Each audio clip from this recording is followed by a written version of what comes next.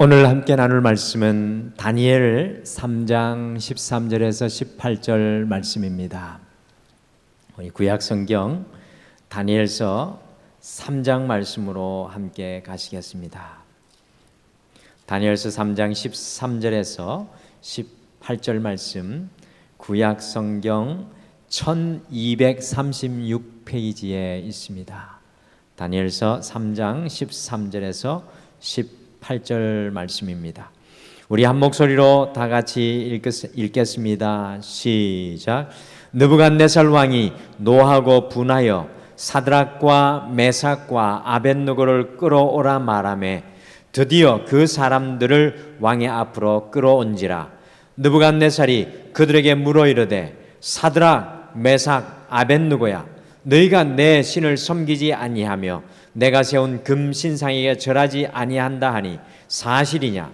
이제라도 너희가 준비하였다가 나팔과 피리와 수금과 사명금과 양금과 생황과 및 모든 악기 소리를 들을 때 내가 만든 신상 앞에 엎드려 절하면 좋거니와 너희가 만일 절하지 아니하면 즉시 너희를 맹렬히 타는 풀무불 가운데 던져 넣을 것이니 능히 너희를 내 손에서 건져낼 신이 누구이겠느냐 하니 사드락과 메삭과 아벳느고가 왕에게 대답하여 이르되 느부갓네살이여, 우리가 이 일에 대하여 왕에게 대답할 필요가 없나이다.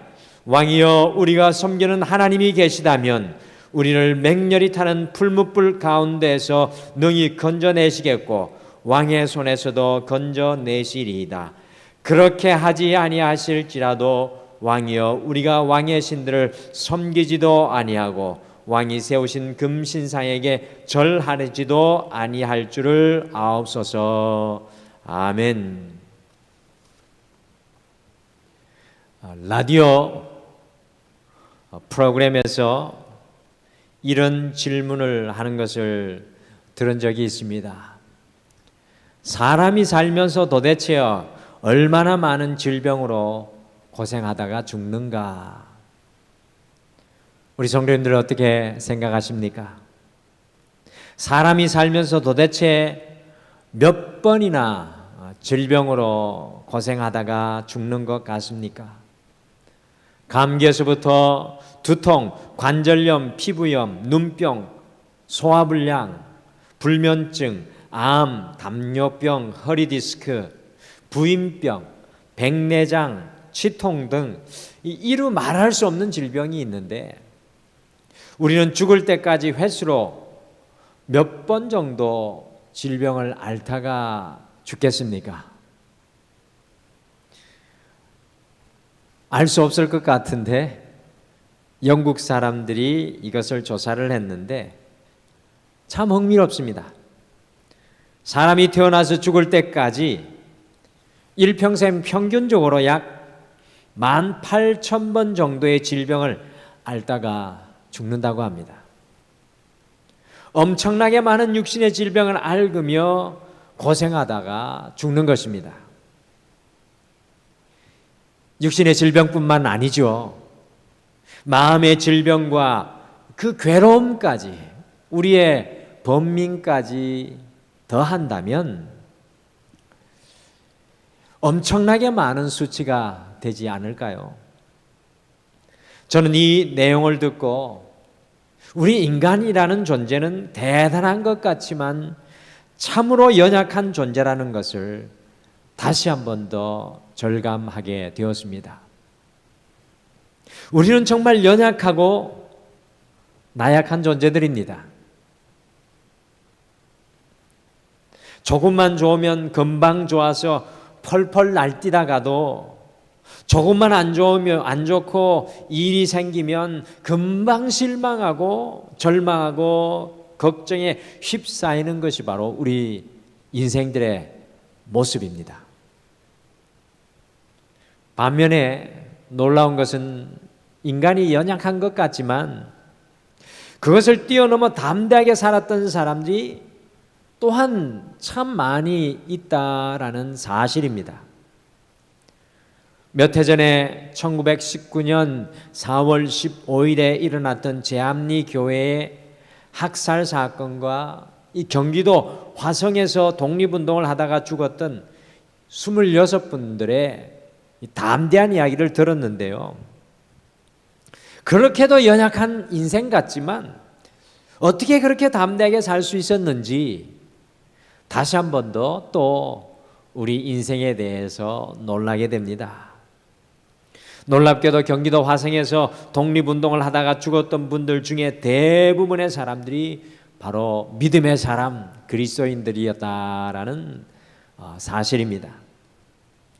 저는 이것을 보면서 인간은 정말 연약하고 나약한 존재이지만 일평생 18,000번의 병을 앓는 병약한 인생이지만 수없이 많은 마음의 병들로 흔들리는 보잘것없는 인생이지만 하나님을 향한 믿음을 가진 사람들은 담대한 삶을 살 수도 있다라는 사실을 말씀을 통해 역사적 사건을 통해 깨닫게 됩니다.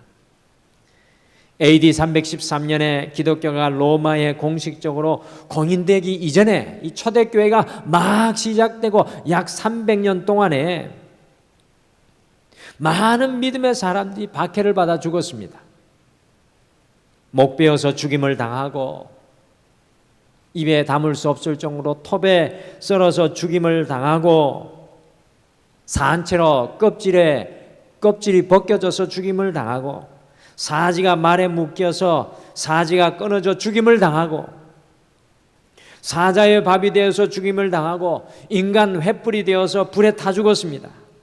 그러나 하나님을 향한 믿음을 가지고 살았던 그 사람들은 마지막까지 이 세상에 감당할 수 없는 사람의 삶을 살아내었다는 것입니다.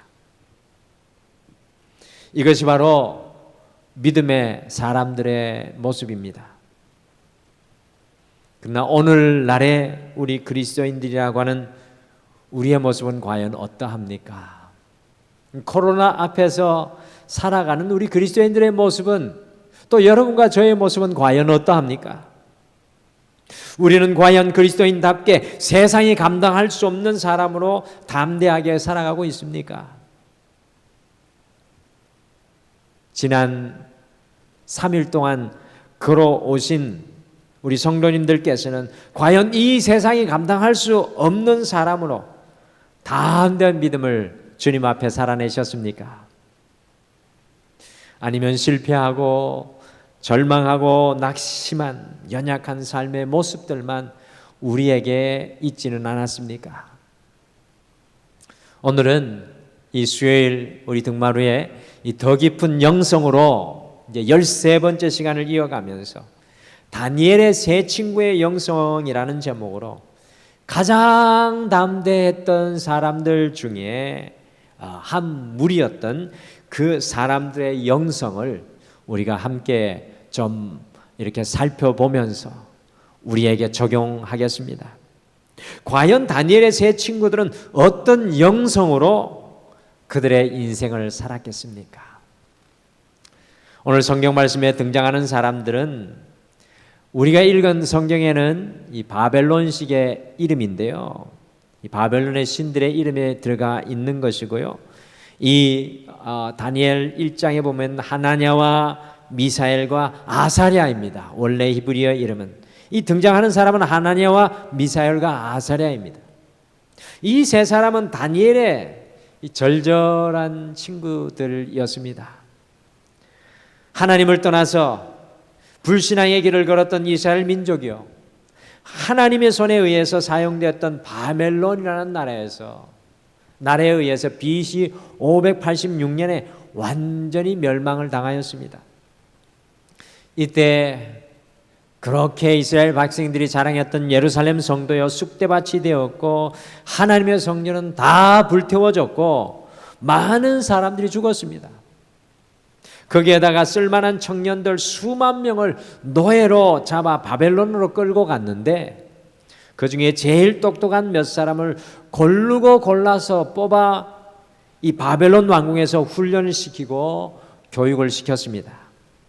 그래서 장차 이 바벨론 나라의 일꾼으로서 써먹으려고 했습니다. 이렇게 발탁된 인물들이 바로 오늘 말씀 속에 나오는 주인공인 하나냐와 미사랴와 아사랴이며 이 사람들의 친구였던 사람이 바로 여러분들이 잘 아시는 다니엘이라는 사람이었습니다. 이 얼마나 귀하게 얻은 특권이고 기회입니까? 모든 사람과 고난과 위험 중에 놀라운 특권과 기회를 얻었습니다. 자신의 나라가 멸망했는데도 이 사람들은 바벨론에서 성공하고 출세할 수 있는 기회를 얻었다는 것입니다. 평생 노예로 살다가 죽을 사람들이었는데 이 세 사람은 왕궁에서 특별 대우를 받으면서 교육을 받았습니다. 이 사람들은 그저 시키는 대로 열심히 하기만 하면 앞날이 보장되어 있고 편안하게 살 수 있는 그런 부류의 사람들이었습니다. 그런데 다니엘의 세 친구들은 느부갓네살 왕이 명령한 내가 만든 신상 앞에 절하라고 하는 명령을 단호하게 안 합니다라고 거절했습니다. 여러분들 지금부터 2500년 전에 이것은 무엇을 뜻하는 것이냐 하면 지금까지 누렸던 모든 평안한 삶을 다 잃는 것을 뜻합니다. 또한 더 나아가서 죽게 되었다는 것을 의미합니다. 왕의 명령을 거역하면 이 당시에는 죽음밖에 기다리는 것이 없었습니다. 왕이 시키는 것을 한 번만 눈 감고 하면 지금까지 누리던 모든 것을 평생 누릴 수가 있었을 텐데 죽을 줄을 알면서도 이 세 사람은 왕의 명령에 노, 아니오라고 거절합니다. 그 용기와 담력이 대단합니다. 도대체 이 사람들에게 이런 믿음의 담력이 나오는 영성은 도대체 어디에서부터 오는 것이었겠습니까? 이들이 담대하고 이들의 용기가 대단한 것은 알지만 더 중요한 것은 이들에게 있었던 이 담대한 영성이 도대체 어디에서 나왔던 것입니까? 오늘 저녁에는 그것을 같이 한번 찾아보겠습니다. 첫째, 이 다니엘의 세 친구의 담대한 영성은 믿음의 결단력에서 나온 것이었습니다. 믿음의 결단력이 이들의 담대한 영성의 비결이었습니다. 이 다니엘의 세 친구는 왕의 명령인 신상 앞에 절하라는 명령을 받았을 때 전혀 망설이지 않고 단호히 결단했습니다. 세 사람은 서로의 눈치도 살피지 않습니다. 그냥 믿음의 결단을 합니다. 이럴까 저럴까 망설이기 시작하면 의심과 걱정과 염려가 몰려오게 되고 그것에 사로잡히게 되어 있습니다. 그러나 세 사람은 이럴까 저럴까 망설이지 않고 곧바로 중요한 것은 믿음의 결단을 했다는 것입니다. 본문 14절과 15절에 보시면 바벨론의 느부갓네살 왕이 이 세 친구에게 다시 한번 기회를 주며 이야기를 했습니다. 혹시 너희가 몰라서 절을 안 했느냐? 이제라도 너희가 내 신상 앞에 절을 하면 좋거니와 절을 하지 아니하면 저 풀무불에 쳐넣어 태워 죽이겠다. 느부갓네살 왕이 이렇게 협박했을 때 세 사람은 무슨 말을 합니까? 16절 말씀을 보십시오. 느부갓네살이여, 우리가 이 일에 대하여 왕에게 대답할 필요가 없나이다. 얼마나 당당합니까? 타협의 여지가 전혀 보이지 않습니다. 왕이 세운 신상에게 절을 하라는 이야기를 우리에게 더 이상 이야기하지 마옵소서. 우리는 절대로 왕이 세운 신상에게 절을 하지 않겠다는 이야기입니다. 이야기거리도 안 된다고 오늘 왕 앞에 과감하게 이야기를 합니다. 일본 사람들의 재미있는 격언이 있습니다. 갈까 말까 하는 길이면 가지 말고, 만날까 말까 하는 사람이면 만나지 말고, 먹을까 말까 하는 음식이면 먹지 말고, 죽을까 말까 할 때는 죽어라. 할까 말까 갈까 말까 하려면 아예 죽어라는 말입니다. 어중간하게 살지 말라는 이야기입니다. 어중간하게 사느니 차라리 죽는 것이 낫다라는 이야기입니다. 여러분들 신앙의 삶도 마찬가지입니다. 할까 말까 순종할까 말까 이런 어중간하고 미지근한 것은 하나님께서 결코 기뻐하지 않습니다. 그래서 요한계시록의 말씀에서는 이런 사람을 하나님은 토하여 버린다고 말씀합니다. 다니엘의 세 친구는 단호한 믿음의 결단을 하였습니다. 그러니 이 사람들이 담대한 영성의 사람이었습니다. 성도는 어떠한 순간에도, 주님을 바라보고 살아가는 성도는 어떠한 순간에도 날마다 하나님을 향한 믿음의 결단으로 살아가는 사람들입니다. 우리에게는, 여러분과 저에게는 믿음의 결단이 있어야 합니다. 그러니 그리스도인의 영성은 담대한 삶으로 드러나게 되어 있습니다. 사랑하는 성도 여러분, 혹시 이 자리에 계신 분들 중에서도 고민하고 계신 분들이 계십니까? 그냥 단호하게 결단하시길 바랍니다. 거기에서 담대함이 나옵니다. 혹시 믿음의 결단이 필요한 분이 계십니까? 주님 앞에 단호하게 믿음의 결단을 내리시기를 바랍니다. 이러한 단호한 믿음의 결단력을 가진 사람을 통해서 우리 하나님께서는 일하시고요, 그 사람을 살리시고 축복하십니다. 주님 앞에 믿음의 결단을 내려야 할 때는 세상과 타협하지 마시고 주님만 바라보시는 여러분들이 되시기를 바랍니다. 우리가 다니엘의 세 친구를 통해 잊지 말고 기억하시길 바랍니다. 우리 자신을 향하여 믿음으로 결단할 때 개인의 회복이 일어납니다. 우리 가정을 향하여 믿음으로 결단할 때 가정의 회복이 일어납니다. 우리 교회를 향하여 믿음의 결단을 할 때 교회의 회복이 일어나는 것입니다.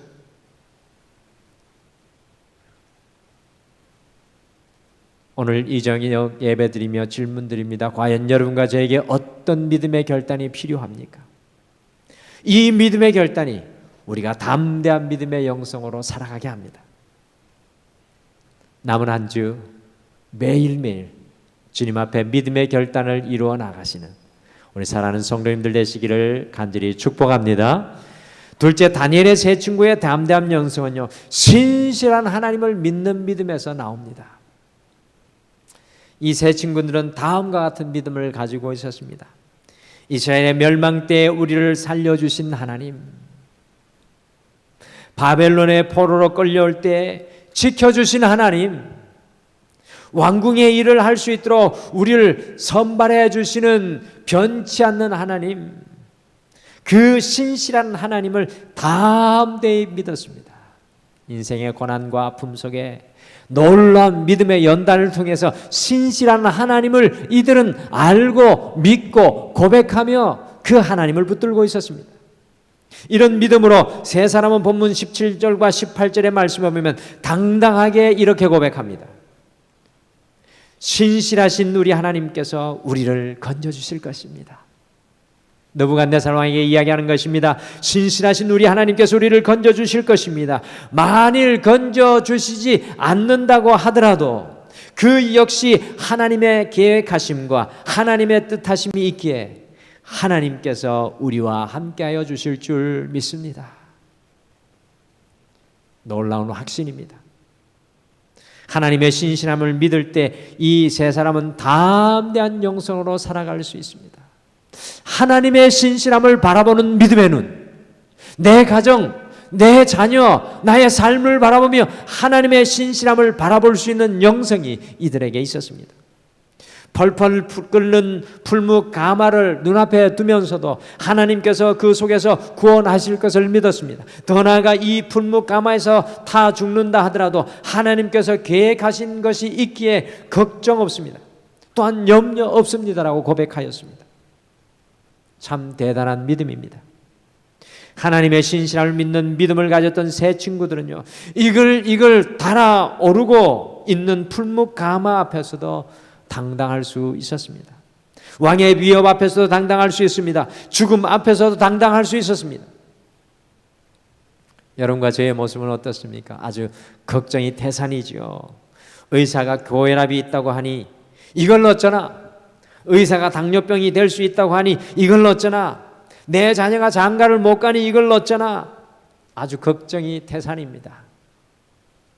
잠도 못 자고 한숨만 쉬고 있는데 그놈의 구들장은 아주 튼튼하기도 합니다. 그렇게 한숨을 쉬는데도 꺼지지 않습니다. 우리는 더 이상 이렇게 하지 않기를 바랍니다. 다니엘의 세 친구처럼 담대하게 하나님의 신실함, 우리의 인생 가운데 함께 하시는 하나님의 신실함을 믿는 영성의 사람들이 되시기를 바랍니다. 우리의 인생의 닷줄은 우리 주 예수 그리스도의 신실함이 되어야 합니다. 하나님께서 함께 하시고 도우십니다. 과거에도 역사하신 하나님, 현재도 역사하시는 하나님, 미래에도 역사해 주실 하나님을 담대하게 믿을 수 있는 여러분과 제가 되기를 바랍니다. 새 친구들이 담대한 영성을 가진 것은요, 하나님의 신실함을 믿는 믿음 때문이었습니다. 그리스도인의 신앙은 단순한 것입니다. 그것은 바로 하나님의 신실함을 믿는 것입니다. 지금까지 나를 살게 하시고 인도하신 그 하나님의 신실함을 믿는 믿음을 가진 사람들이 바로 여러분과 저 그리스도인들입니다. 우리의 모든 문제와 연약함 속에서도 하나님의 신실함을 믿는 새 친구의 영성을 우리도 소유하게 되시기를 바랍니다. 성도 여러분, 여러분과 제가 끝까지 붙들어야 될 것은 세상도 아니고요, 물질도 아니고, 우리 자녀도 아니고, 우리의 능력도 아니고, 우리가 가진 것도 아닌 바로 하나님의 변치 않는 신실함이신 줄 믿으시기를 바랍니다. 마지막으로 다니엘의 새 친구의 담대한 영성은 죽으면 죽으리다는 믿음에서 나온 것입니다. 세 사람은 이방 신상을 섬기지 않고 하나님만을 섬기기 위해 자신들의 생명을 포기하여 버립니다. 대단합니다. 하나님께 생명을 드린 헌신을 하니까 담대한 영성으로 사는 것은 당연합니다. 이 생명의 헌신, 이것을 드리는 사람의 영성의 결과는 담대한 삶입니다. 여러분들 생명의 헌신 드리실 수 있습니까? 우리가 죽고 나서 우리의 장기들을 기증하는 분들이 많이 있습니다. 장기 기증이라고 하는데 주님 앞에 생명의 헌신을 드릴 수 있겠습니까? 이것을 드리는 사람의 영성의 결과는 담대한 것입니다. 무서울 것이 없습니다. 세 사람이 죽으면 죽으리라는 믿음으로 주님 앞에서 살아가니 세상 어떤 것도 그들을 흔들어 놓을 수가 없었습니다. 놀라운 믿음입니다. 죽음도 꺾어 놓지 못하는 믿음이 세 사람에게 있었다는 것입니다. 저도 이런 믿음을 가지기를 소원합니다. 여러분도 이런 믿음을 가지기를 소원합니다. 죽음도 꺾어 놓지 못하는 믿음이 우리의 삶을 이끌어 가기를 원합니다. 여러분들, 그리스도인의 성숙은 죽음도 꺾어 놓지 못하는 믿음입니다. 거기까지 우리가 자라가야 합니다. 여러분들, 우리의 생명은 하나님께 달려 있습니다. 세상 사람들과 같이 건강의 걱정과 염려 속에 매여 있는 우리가 되지 않기를 바랍니다. 우리의 생명까지라도 주님께 맡기며 사는 우리가 되기를 바랍니다. 젊은이들이, 아직도 창창한 젊음이 있는 그들이 생명을 주님 앞에 내려놓았습니다. 그러니 담대한 영성으로 살았습니다. 우리도 우리의 생명까지라도 주님께 맡기면 죽으면 죽으리다라는 다니엘의 세 친구의 영성으로 살아갈 수 있게 되기를 축복합니다. 저는 이 코로나19를 살아가면서 우리가 건강적으로 면역적으로 조심하고 애쓰고 다른 사람들에게 피해 주지 않기에 우리가 노력해야 합니다. 그런데 하나님께서 우리에게 도전하는 것이 있습니다. 과연 너에게 생명을 드리는 그 생명의 헌신의 믿음이 있느냐라는 주님의 음성이 들려옵니다.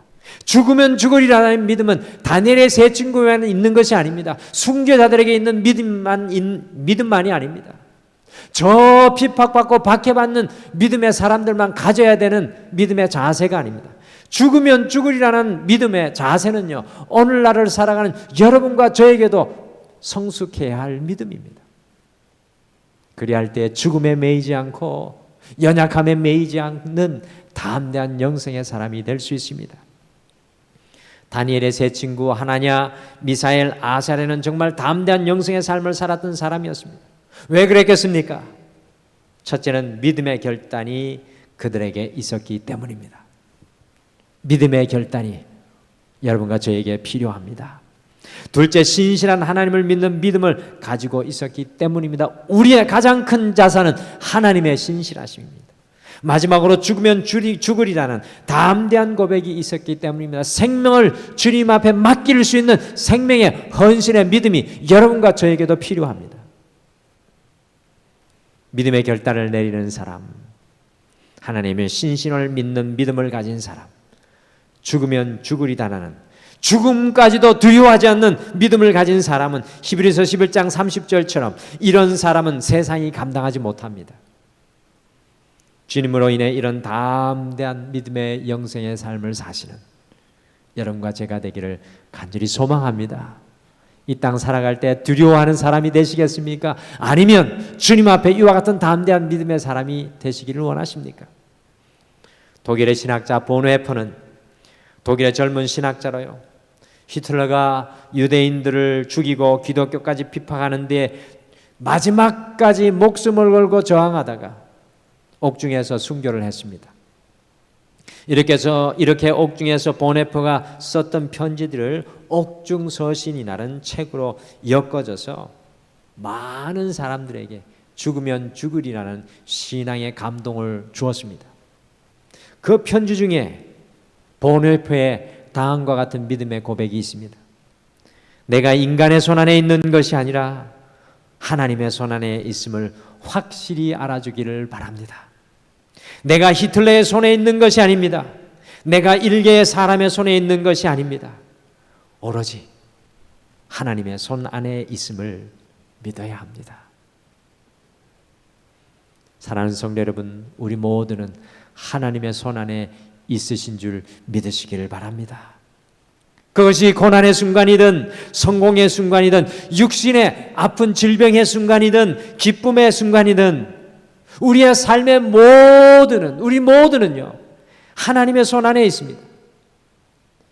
이 사실을 믿으심으로 다니엘의 세 친구와 같이 담대한 영성의 길을 이제 9월 한 달부터 열매 맺는 삶으로 살아갈 수 있는 여러분과 제가 되시기를 간절히 축복합니다.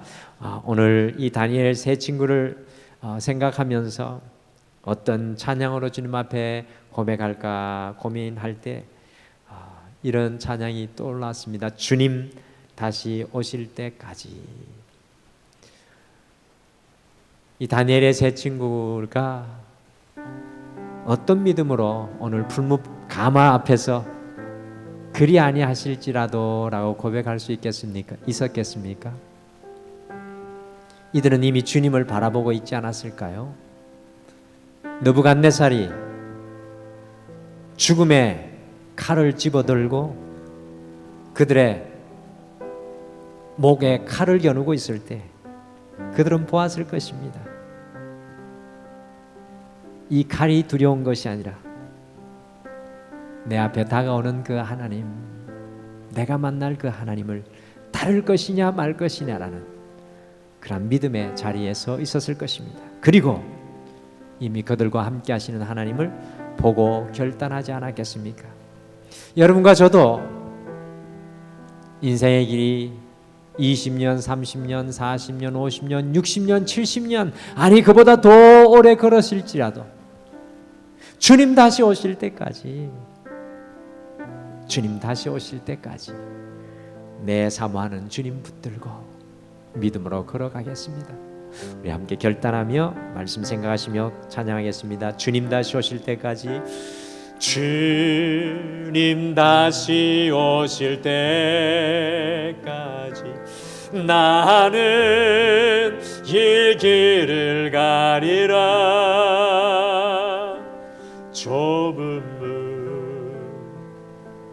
좁은 길 나의 십자가 지고 나의 가는 이 길 끝에서 나는 주님을 보리라. 영광의 내 주님 나를 맞아 주시리. 우리 다시 한번 고백하겠습니다. 주님 다시 올 때까지, 주님 다시 오실 때까지 나는 이 길을 가리라.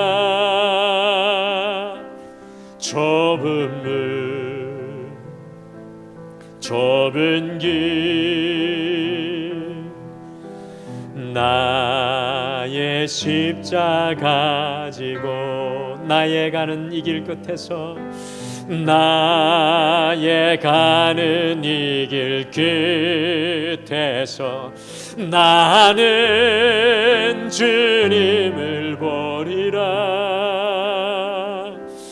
영광의 내 주님 나를 맞아주시리.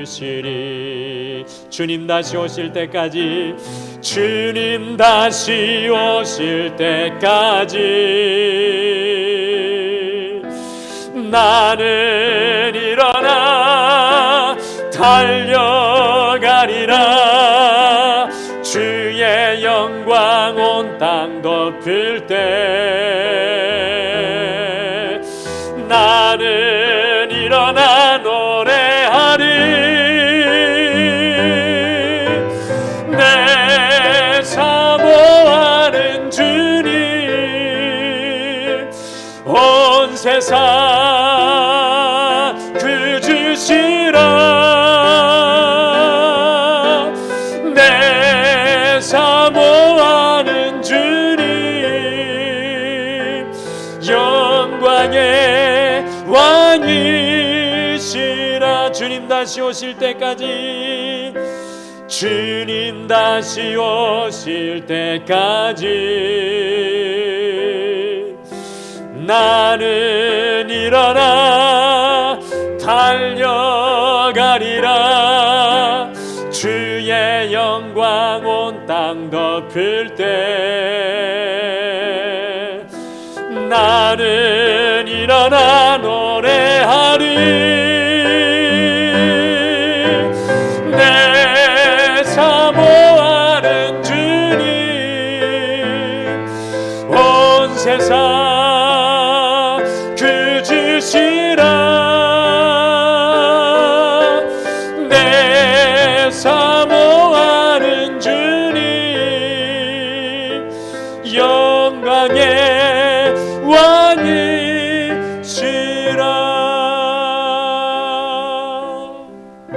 아멘. 우리 이 시간 오늘 말씀 생각하시며 같이 함께 기도하기를 소원합니다. 주님, 우리가 하나님의 자녀로, 믿음의 자녀로 이 땅 살아갈 때 세상에 흔들리고 우리의 연약한 마음에 흔들리고 사람에 흔들리고 환경에 흔들리고 문제에 흔들리는 연약한 믿음은 아닙니까? 오늘 다니엘의 세 친구의 영성을 주시옵소서. 인생의 모든 순간 속에 하나님을 바라보며 믿음의 결단을 하게 하여 주시옵소서. 우리가 가진 것이 아니라, 우리가 누리는 것이 아니라 하나님의 신실함을 바라보는 믿음을 허락하여 주시옵소서. 이번 한 주 살아갈 때 우리의 생명까지라도 주님 앞에 맡기는 생명의 헌신, 죽으면 죽으리라 여호와께 이 생명조차 맡기며 믿음으로 걸어가게 도와주시옵소서. 우리 함께 다니엘의 세 친구의 영성을 소망하며 함께 말씀 생각하시며 기도하시겠습니다.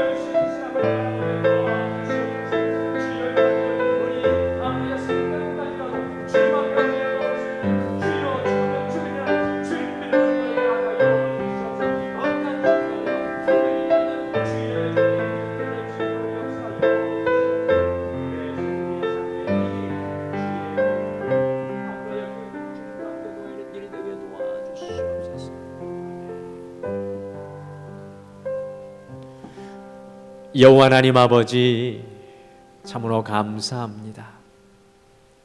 연약한 우리이지만 하나님의 신실함은 변함없이 우리와 함께하는 줄 믿습니다. 요나와 같이 우리의 생각만 붙들고 우리의 고집대로 살아가는 우리이지만 여전히 하나님께서는 우리를 붙잡고 계시는 줄 믿습니다.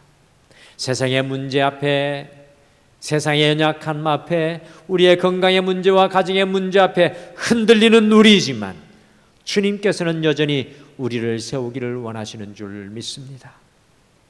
오늘 이 수요일 저녁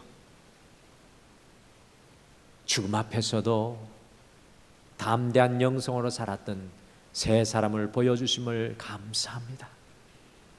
주님, 남은 한 주 우리가 삶의 길을 걸어갈 때마다 믿음의 결단을 하게 하여 주시옵소서. 우리의 인생의 자산과 우리의 인생의 능력이 진정코 하나님의 그 신실함이 되게 도와주시옵소서. 주님, 우리의 생명까지라도 주님 앞에 헌신하면 죽으면 죽으리라는 담대한 믿음으로 주님 오시는 그날까지 끝까지 주님과 동행하게 도와주시옵소서. 남은 한 주 우리 모든 성도들에게 다 내래 새 친구의 영성으로 함께하여 주실 줄 믿고, 지금은 우리 주 예수 그리스도의 은혜와 우리 하나님 아버지의 극진하신 사랑하심과 성령님의 함께하심과 동행하심이 오늘 이 예배를 드리며 우리를 두렵게 하는 이 세상 속에서도 담대한 영성으로 살아가기를 소원하는 사랑하는 우리 등마루의 모든 가정과 자녀들과 직장과 사업과 이 교회와 온 세계 열방위에 영원토록 함께 하시기를 간절히 축원하옵나이다. 아멘.